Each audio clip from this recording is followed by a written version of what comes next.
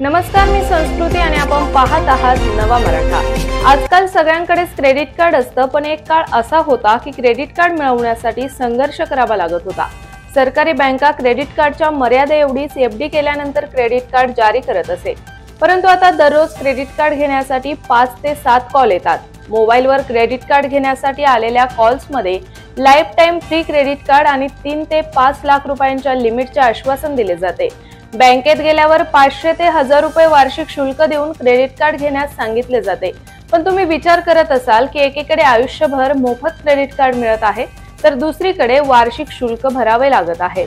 म्हणूनच क्रेडिट कार्डची सविस्तर माहिती जाणून घेऊया।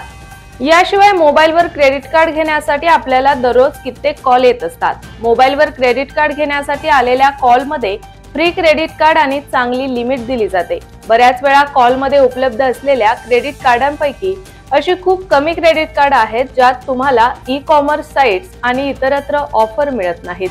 त्या व्यतिरिक्त या क्रेडिट कार्ड्समध्ये रिवॉर्ड पॉइंट मिळवणे खूप अवघड आहे।